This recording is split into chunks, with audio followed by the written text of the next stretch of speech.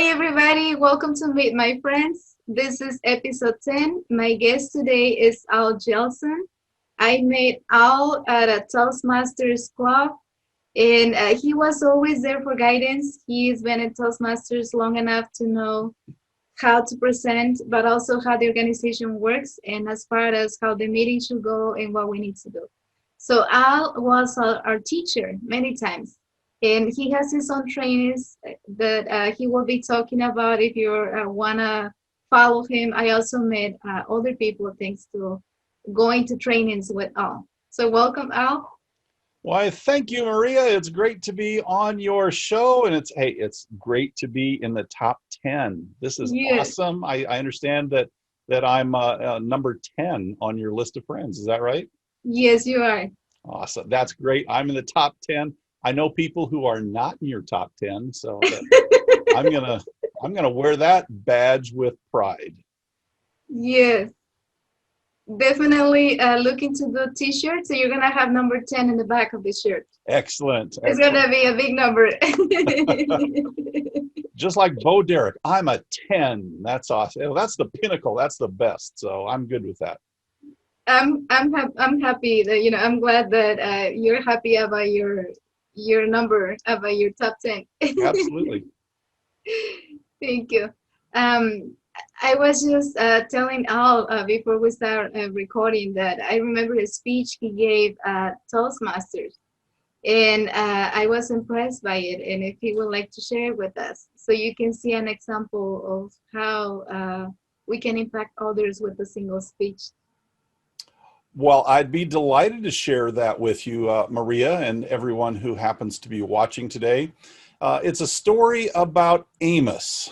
And Amos grew up in the Great White North. And for those of you not familiar, that's Minnesota.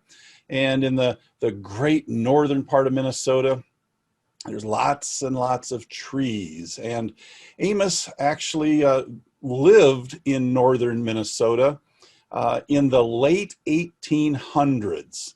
And Amos was a strapping young man. He was about 20 years of age, and Amos had recently been married to a delightful young lady. And Amos was just really proud of his new bride and happy to be married. But Amos had a little bit of a problem. You see, Amos did not have a job. He had no way to provide for his new family. And before he knew it, his wife was with child. She was going to be giving birth in about 7 months. And Amos became really worried because how in the world was he going to care and provide for his family without a job? So Amos went into town. He went to the mercantile company and said, "Mister, may I have a job? I'd be happy to sweep the floors or stack boxes, whatever you'd like." And the man says, "Amos, you're a very kind and gentle man, and I appreciate you, but I'm sorry I don't have any work for you." Amos went to the livery, and unfortunately, they had no work for him either. Amos went to the bank, and the bank says, "Amos, we would love to have you working with us, but we just don't have any work for you now. I'm terribly sorry." Amos was dejected and didn't know what to do. He went to the outskirts of town and saw a sign that suggested that there was a lumber camp that was looking for employees. Amos says, "I'm a strapping young man. I bet I could do that." He went out to the lumber camp, interviewed with the lumber camp manager, and the lumber camp manager says, "Amos, you have what it takes, I believe. You're a strapping young man. You have a desire. You have a new wife, a new child on the way. I think you would make a great lumberjack. Come back on Monday morning at 8 o'clock and I will put you to work." Amos went home and told his wife. She was very excited. Now Amos was going to have work. He was going to be able to provide for her, provide for the family. It was perfect. Amos comes back to the lumber camp 8 o'clock on Monday morning, where the boss issues him a brand new axe and says, "Amos, go out and chop down those trees," which Amos did. He chopped and chopped for all he was worth. At the end of the first day, Amos come back to the boss and said, "Boss, I chopped down 17 trees. How was that?" And the boss says, 17 trees? No one has ever chopped down more than 15 trees in a day. Amos, that's a new record. That's fantastic. You go home and you rest and relax and come back tomorrow and do it all over again. Amos went home and told his wife. She was excited. She was ecstatic. She was so happy that Amos had found a great job, that he could do well. Amos came back on day number 2, and he worked and he chopped and chopped and chopped. At the end of the day, Amos had fallen 15 trees. It wasn't 17 like the day before, but still 15. That was the previous record. It was pretty good. So Amos came back again on Wednesday and chopped for all he was worth. At the end of the day, he reported in for 13 trees that he had fallen. Amos was beginning to wonder, what's wrong? Maybe I'm getting sore. Maybe I'm getting old. What's wrong? He went home and his wife gave him a pep talk. It says, Amos, you can do it. I have faith. I have confidence. Go back tomorrow and do a good job, which Amos did. And he chopped and chopped and chopped and fell 11 trees at the end of his shift. On Friday, Amos came to the lumber camp with renewed vim, vigor, and confidence that he could do it. He could get back to chopping 15 or 17 trees down. He went into the forest and began chopping those trees for all he was worth. His hands were calloused. He was bloody. He was bleeding, and he was sore. At the end of the day, Amos fell but 9 trees. Being demoralized, dejected, and depressed, Amos walked into the boss's office at 5 o'clock on Friday afternoon and said, I'm terribly, terribly sorry, but apparently being a lumberjack is not for me. I tried my best. I gave it my all, but obviously it's just not something I'm going to be able to do. So I tender my resignation, and here is my axe. And the lumber camp manager says, Amos, before you walk out that door, before I accept your resignation, I have but one question for you. When is the last time that you sharpened your axe? Amos says, sharpen my axe? What are you talking about? I've not had time to sharpen my axe. I've been so busy chopping down trees. There was no time to sharpen my axe. Amos learned a very important, a very valuable lesson that day. That it's not always when you work a little harder, when you dig a little deeper and you try even more than you did the day before, that's not always the answer. You see, had he understood what Abraham Lincoln was all about, Abraham Lincoln said very famously, give me 8 hours to chop down a tree, and I will spend the first 6 hours sharpening my axe. When's the last time you sharpened your professional skills? If you're a speaker, when's the last time you worked on your speech? When's the last time you worked with a vocal coach? When's the last time you worked with a speaking coach? If you're an athlete, when's the last time you worked with a tennis coach, a golf coach, or a swing coach for baseball? You see, Amos learned a very valuable lesson. It is not always about trying harder, about working through the pain and dealing with the calloused hands and the bloody issues that he had going on with his hands. It's not about that. It's about sharpening your tools. As a speaker, as an athlete, as a student, whatever it is that you're doing with your life, you have to keep sharp tools. You have to keep a sharp mind. You have to keep your skills sharp. And that doesn't come from simply showing up early, staying late, and trying harder. It comes when you work at your craft, when you polish your skills. You see, had Amos taken the time to sharpen his axe, he probably could have chopped down 19 or 21 trees because he had all of the qualities, all the capabilities, all the qualifications to be a great lumberjack. He just didn't understand and respect the fact that he needed to keep his tools sharp. So I urge you to keep your skills sharp. Whatever it is that you do, whatever you aspire to be or to become, work on the skills. Don't allow yourself to be caught in the trap that Amos was caught in. Because if you keep your skills sharp and focus on the fundamentals and the skills that got you to where you are today, it will take you even further tomorrow. So that, my friends, is my message to you. Keep your skills sharp, and you will never have the problems that Amos had. You will rise to the next stage. Beautiful, Al. There you go. That's the story of Amos the lumberjack. I love the message. So tell people who is watching what goes behind a preparedness speech like that besides memorize it. Because I see speakers reading their speeches. And then What goes into a speech like that? Well, a lot goes into a speech like that. First of all, I had to ask myself, I started with what I call the end in mind. I asked myself, what do I want the audience to know, to think, to feel, or to do as a result of listening to my message? And I answered that question like this. It says, I want my audience to know that they have to keep their skills sharp, that there is value in hiring a coach to help them if they're a speaker. There's value in hiring a coach if they're an athlete. There's a value in hiring a coach to help them take their skill set to the next stage. So that's what I wanted to accomplish. I wanted the audience to think that, or to rather know that that is an important lesson.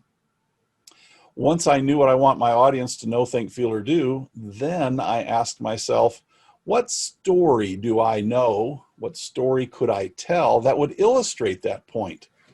And I realized that this is a fable or a folk tale, if you will, not based on truth, although I'm sure there is someone at some point who actually, did live the life that I describe in Amos.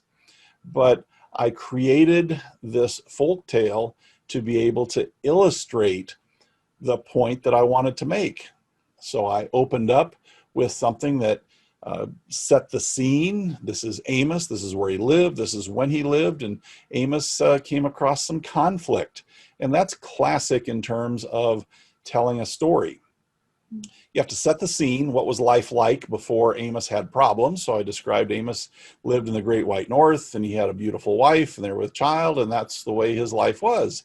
But the conflict was he didn't have a job. How was he going to pay for all the expenses of a wife and family? So we introduce the conflict, and then we actually add a little more tension because Amos goes to place to place to place, and he can't find a job, and he's beginning to wonder, oh my goodness, what did I get myself into? And the listeners will go, oh my goodness, what's going to happen to Amos? Is he going to have to get a divorce? Is he going to, what's going to happen? So that kind of draws the audience in when you introduce the conflict. And then we explain the journey that Amos went on. And Amos showed up, did a great job, and he started with great enthusiasm. And then as the week progresses, Amos does less and less, and you can see the enthusiasm just falling out of his personality. He's just really depressed to the point where he has to turn in his resignation. And then we're back to, oh my goodness, what's going to happen to Amos, and how's he going to care for his family? And then we give the lesson. The lesson here is you've got to sharpen your tools. You got to stay sharp. You have to focus on the skills and abilities and keep them sharp. So I introduce that, and then I make my point. So here's the lesson that we can all take away from Amos's situation. And when I make that lesson, then I can offer a call to action. And that call to action in this particular case was, think about what happened to Amos. You don't want that to happen to you. So don't be afraid to hire a coach. Don't be afraid to get some extra training. Don't be afraid to focus on your skills and abilities. So I took people on a story arc, brought them in and shared this character and then his conflict and then the tension and then what happened and how he realized the lesson. And then I hoped to put it into terms that all my listeners could understand and appreciate. And there's the lesson that I share with the audience with my intent of helping them know that it's cool and it's okay to focus on sharpening your skills. So that's kind of what went into that. And that Amos is just one of about 24 different stories that I have in my in my toolbox, if you want to call it that, in my file cabinet of stories that I can tell. Each one of them have 1, 2, or in some cases even 3 points that I can make, 1, 2, or 3 lessons that I can extract from those stories. So when I'm doing a speech, when I'm invited out to do a speech to an organization, I then sit down and ask myself, what is it that I want the audience to take away from this? And what stories do I have in my toolbox that I can use to illustrate the points that I want to get across? And that is what I think any speaker who wants to be a keynote speaker, who wants to be a quality speaker to move an audience to action, I think they need to have those stories and be able to share those stories that illustrate a great point. Because if I would have just told you the facts and the figures about, it's really important to stay sharp with your skills. And 47% of people who don't find themselves in bankruptcy. I could give you facts and figures, but you don't care about that. You will come into my world and into my story, and you will really absorb that when I tell a story. In fact, you haven't heard this story for probably a year, and it still resonates with you. You still remembered the Amos the lumberjack story. You still remembered the point. So stories are sticky. They stay with your audience for a long, long time. So that's what I've done, is I've amassed a toolbox or a file cabinet of about 24 stories that can illustrate various points. And when I'm asked to go out and speak, I just decide, okay, which of these stories do I want? What points do I want to make? And it's very, very simple. I don't have to write a new speech every time. I don't have to come up with new material. I just find new audiences to listen to my message. And that's kind of how it's worked out and how I put my messages together. Do you teach storytelling? Yes, I teach and I coach storytelling. Absolutely. I do an event once a month called Storyteller Studio. It happens on the second Friday of each month at 6 p.m. Here in Las Vegas, we have a small studio which seats about 25 people, and we normally invite people in and have a live experience. But of course, the last 6 months here of 2020, we have gone virtual, so we do it online over Zoom. So people show up, and I spend the first hour talking about elements of storytelling. What's important? What makes a story? What's different between a story and just a recitation of facts? And so we go through the story arc and how to establish characters and the importance of emotion and all the various components. We spend the first hour in a lecture or workshop talking about the value of storytelling, how to come up with your characters, how to voice them, how to create movement in the story, and how to take it from one place to another, how to come up with your point and your lessons. So yes, absolutely. I do that once a month at Storyteller Studio. And then as a professional speaking coach, I work with a lot of clients who need to identify what their story is. Because storytelling isn't always just for public speakers. Storytelling is for subject matter experts as well. If you are a CPA, and I've got a CPA as a great client, and what makes her different? Well, she can move the numbers just like anybody else. And quite frankly, being a CPA is a commodity. There's hundreds, maybe thousands of people in our city alone that are certified public accountants, and they can do your taxes and they can do your books, and you get the same result from this person and this person and this person. But what makes you special? Why should somebody hire you to be their CPA?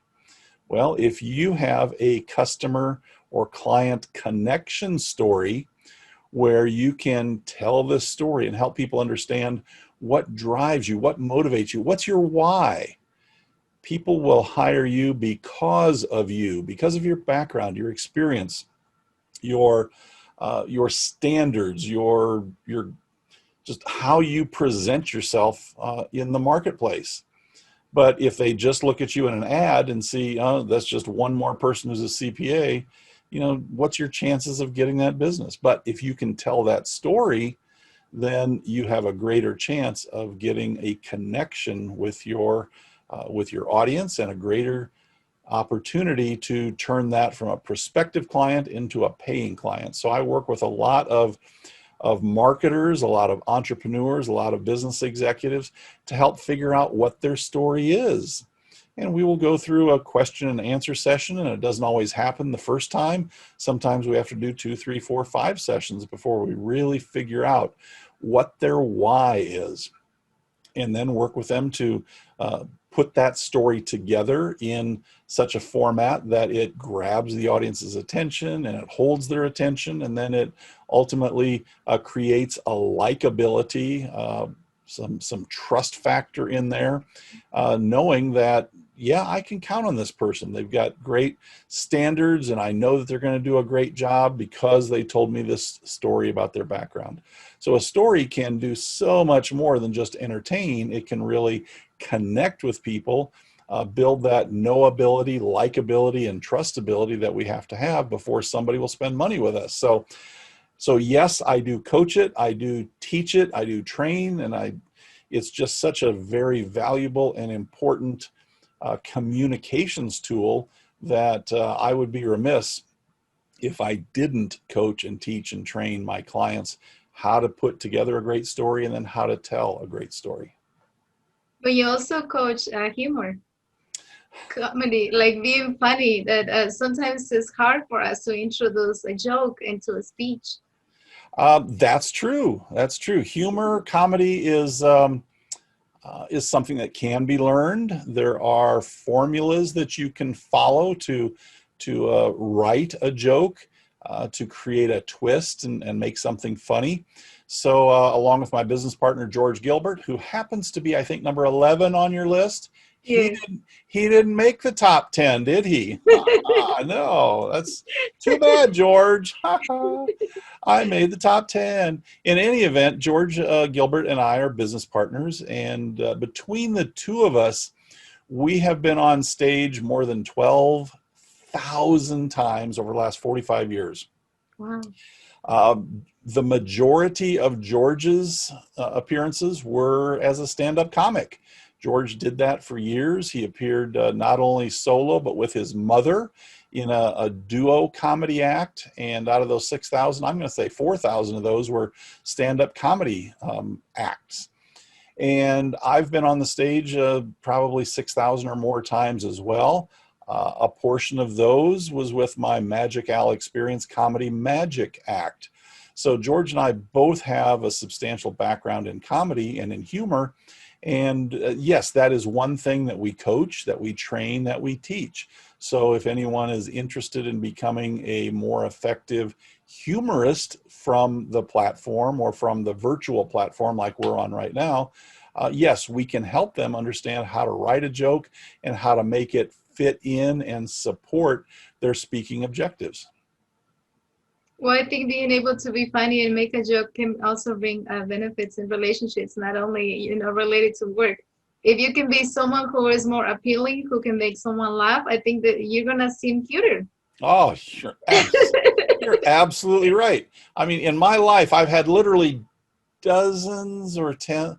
So I've known a lot of girls in my life, and the ones that have gotten close to me is because I have a sense of humor. I could make them laugh. So indeed, having a great sense of humor, being able to laugh not only at yourself but at others, and to look at things from a humorous perspective, it is a very valuable personality trait that will take you a long ways. So you're absolutely right. Even for artists, I heard a comment the other day about Salma Hayek. They say, like, some people think she's not the best actress, but she makes men laugh. Like, she makes them laugh so much that they want to hire her. They want to have her on movies. That's And right. You can make them laugh. That's a tough thing to do, but when you figure out how to do it and you actually make it happen, then yeah, you're in demand. There's no doubt about that.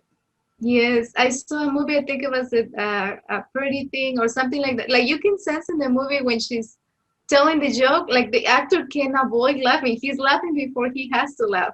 It's just because he can't avoid it. Like, Yeah, she does it so well. exactly. Yeah, definitely something that we can incorporate, And speaking is not only for men. Most of my interviewers are men. I only had 2 women so far. So Jamie Lee was number 5. Kathy Kulisha was 9. The following making is men again. So we'll see how many women come along. But as women come into the business world as well, so I want them to know that you are here and you're also good on teaching women and that we can do so much with the skills we learn anywhere we go. You're absolutely right. Of all the clients that I have, I'm going to guess that probably 60 to 70% are women. And they really have the ability to be vulnerable on stage, which is another uh, technique or tool, or it's another attribute that great speakers have. If you look at Brene Brown, she talks about the importance of vulnerability. So I also coach my clients on how to be vulnerable on stage. And there's a point that you don't want to go beyond. You want to be vulnerable, but you don't want to be too vulnerable. But vulnerability is another great tool, in addition to humor, that allows the speaker to connect with their audience. And women seem to be able to bring that vulnerability aspect to their message a little easier than the male clients that I have. But you're absolutely right. Probably 60 to 70% of the clients that I serve are women, and they just do a great job when it comes to communicating their thoughts to the audience. What will you recommend someone that when they get vulnerable, they cry? Because I know women cry easily. How will you bring someone up from crying and continue to giving the message? Well, that's another good question, and you're absolutely right. And you know, men are not um, they're not immune to that either. You know, men can Yes. certainly break down, cry, get emotional. And what really helps is if you practice and you practice and you practice. You have to get so comfortable with your story. I don't want to say you're going to cry yourself out before you do it to a real audience, but you have to do it so many times that you know when the emotions are coming, and you have to know how to be able to contain yourself. And if you've got a very vulnerable story that you want to tell, you tell it 10, 15, 20, 30, 40, I don't know, 50 times. And you do it at Toastmasters. You do it at a thing I have called Speakers Club. You do it wherever you can. So you know that, okay, the emotion's coming. I got this under control. I've told it enough times. I have confidence in my abilities. So overcoming that, I'm going to break down in tears. That happens when you rehearse and you know how far you can go before you are going to burst into tears. I guess a useful tool will be not to give a speech that you haven't practiced on an audience that is going to be big. Maybe practice where you're safe. Because what if you get the ugly cry and your voice breaks and you can, you Well, can really finish what you started talking about?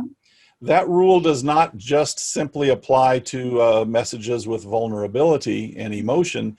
That applies to every message that you give. In fact, if you go to, and I'm going to call this a real audience, and by real audience, I mean you're speaking to a group that expects something out of you. They may be paid an admission to come hear you, or they're part of a group that you've been invited to come in and speak to. Maybe it's a Rotary Club, a church, a school, a library, some type of a service organization. If you're speaking to a real audience, they're going to expect more of you than, you know, falling into a blubbering pile of tears on stage. That's not going to look good. Now, if you are going to do that, like you said, you want to do that in a safe place, like a Toastmasters club. Because in a Toastmasters club, you know, there's no judgment. It's like, it's a great place to be bad. It's a great place to try and practice and polish and work on your material. So a Toastmasters club, I run a thing called Public Speakers Club. You got to get in front of those safe audiences to practice it over and over and over again. In fact, I am of the firm belief that you need to work on it a minimum of 20 to 25 times before you take your message to a real live audience. Now, Amos the Lumberjack, I worked on him and I delivered it 50 times to either a speakers club or a Toastmasters audience before I took it to the real world. And the first time was about 3 years ago down in San Diego. I was speaking to a group of authors and entrepreneurs.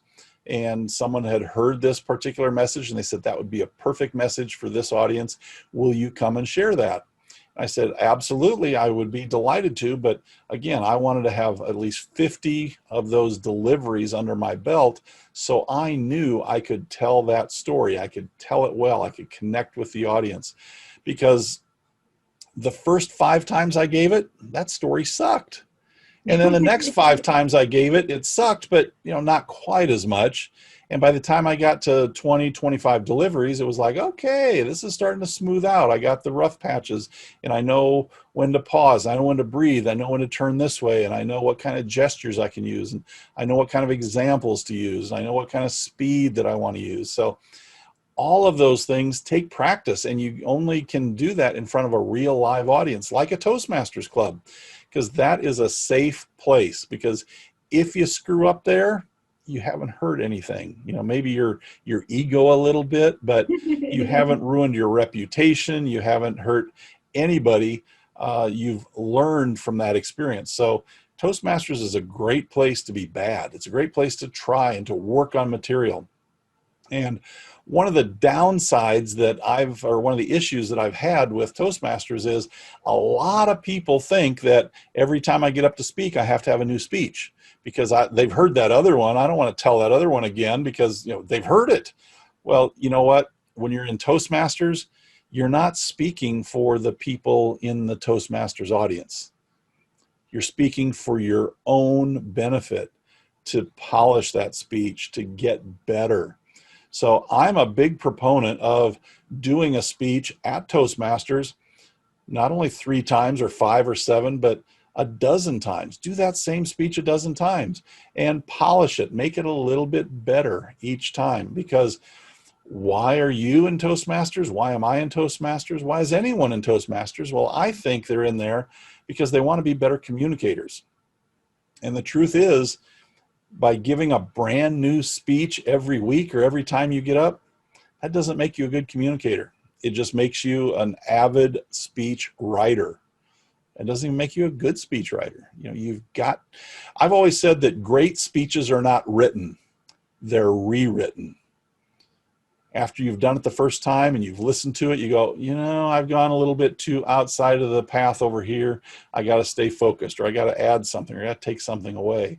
So literally the first time, the first 3, 5, 10, 12 times you give that message, it's not going to be your best work. It's going to take some more practice and some more polishing. And that's what I got out of Toastmasters. I know a lot of people in my Toastmasters clubs were not necessarily happy with me because, well, I heard that. I've heard that message 9 times now. So don't you have anything new? Well, yes, I do have something new, but I really want to use this venue to polish that Amos the Lumberjack story. I want to make it great. So when I go to an audience that's going to write me a check, I want to make sure they get a great speech. So that's why I do that. And that's what I think about practicing your speeches, as well as being able to manage your emotions when you're on stage. But I also see the spin out. I also see like the intention. Like you can twist it. You can, take it some other way depending on the audience. But also I see that the intention on it, and also I remember when you talk about having chunks of the speech, so you can accommodate it to different times. If you have 10 minutes, if you have 5, then you have it made in chunks where you can decide where you're going to cut and then reintegrate the story so it fits the required amount of time. Exactly. I have each one of my stories, I can tell in as little as 5 minutes, or I can go as long as 10 minutes by adding a little more detail or taking a little more detail out, giving the important stuff. So yeah, you want to be able to have that flexibility given the time constraints that you're given, because you never know how much time you're going to be given. And if somebody says, hey, I've got a 25-minute spot for you, you show up, more often than not, they say, sorry, 25 minutes isn't available. You got to do it in 15 minutes. So I will either shorten that particular story like I know how to do, or I'll just cut one story out. And I know that that's 10 minutes, so I can go from 25 to 15 minutes, no problem. Also, a common scenario that we can see is that the speaker before you goes overtime and then you have less time. So it's good to be prepared for that one probably, and that's a really good technique. Oh, yes, you're absolutely right. In fact, let me talk a little bit about that. George and I do a thing called Summer Speaker School, where we talk about all the aspects that a speaker needs to address if they want to become a paid professional speaker, if they want to go out into the real world, speak to real audiences. And one of the laws, this isn't just a suggestion or a rule, this is a law. You've got to follow this if you intend to be a successful public speaker. And that is, do not go over time. If you're going to go over time by no more than 3 seconds, because let me tell you, if you go a minute or 5 or 10 minutes over, you are never going to be invited back to that venue again. And event planners and speaker bookers are going to hear that you have a propensity to go long, and they don't want that. So you have to be able to speak within the time frame that you're given. And if you really want to make brownie points with event planners and speaker bookers, then you have the capacity to go from 30 minutes to 20 minutes, or 30 minutes to 15 minutes, or an hour to 20 minutes. You need to understand how to be flexible and bring your message, still get the point across, but do it in a time frame that they want, because that will give you so many brownie points, and it will get you so many more invitations to speak on so many more stages. But if you go long, or if you're a diva, if you say, I got to have brown M&Ms in the dish in the green room, they're going to go, listen, we don't need that kind of a headache. We're going to find another speaker. So yeah, you've got to be flexible. And if you're going to be a professional speaker, you really need to understand the importance of speaking within your given time. I think it shows respect, because once when you're in the world, even in a simple meeting, when someone goes over time, it's like people realizes and they kind of start to get mad. I figure in a bigger audience, or when you're getting paid, I can understand that. So it's good that we see it as a rule, not just as an aspect that is important to follow, but as a rule. Absolutely, absolutely. Would you like to share with the audience where they can follow you? Absolutely. I would love for anyone who's watching this to follow me. First of all, you could find and follow me on my worldwide interweb address, which is www.nextstagecommunications.com. That's nextstagecommunications.com. I'm on Facebook. We have a Facebook business page called The Next Stage, and you can find me on Facebook, Al Jensen. On Facebook. Let's see. I don't do the Instagram thing, and I'm not. I don't do this. What is this TikTok stuff? That's not. I'm probably too old for that. But you can find me on Facebook, on LinkedIn, Al Jensen as well, and Next Stage Communications is out there quite a bit. So it's not hard to find me or my company on social media. Are you on YouTube? I am not a YouTuber. I have all of my videos hosted on Vimeo, and I just checked earlier today. I have 604 videos on Vimeo now, and we only release those to various portions or components of our client list, because a lot of them are training videos, probably, gosh, over 200 are training videos. In fact, we just completed one earlier today, another training video we do every Friday afternoon at 3 o'clock for those people who are in our Speaker Enrichment Academy. They get to come to our live training events, and then we archive them and put them in our vault, and sometimes clients will pay us nice money to have access to our vault, to all of our training materials, things like that. So no, I do not. I guess we do have a YouTube channel, but we don't use it. We don't promote it. We use video as a tool to support our existing clients. And then if someone's a prospective client, we may share a key to the vault so they can go in and see what we're all about. But no, at this point in time, we don't have a big YouTube presence. Okay. So your Vimeo is more like a Dropbox where you put your content, and then when they become your clients, then they are able to They get the key get a hold to it. of the content. Okay. Exactly. Okay.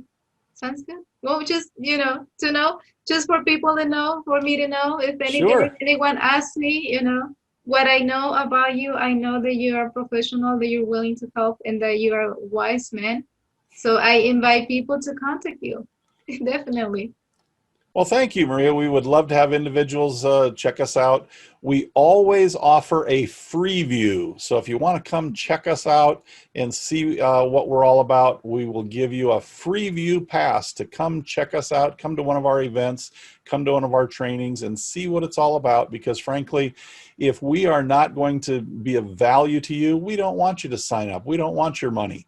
But if it's something that looks like, yeah, I could get along with these guys, I could learn something from them, I could grow and value what it is that they have, then once you know that, then we're happy to enter into a customer arrangement with you where you can pay for our services. But until that time, we're happy to give our prospective clients a glimpse inside of what we do so they can make that value judgment for themselves. Thank you, Al. That is generous of you, and for people to take advantage. Absolutely. Thank you very much. We're gonna end this one today, and if you want to come back, let me know. We can do part 2, just as I did with Jesse, because I didn't feel like I gave him enough time the first time. But if you want to share again, it's open. It's open. Thank you, Maria. It's an open channel for you. I appreciate you, and I thank you so much for your help and cooperation. It's been my pleasure. Thank you, Maria. You're welcome. We'll see you soon. All right.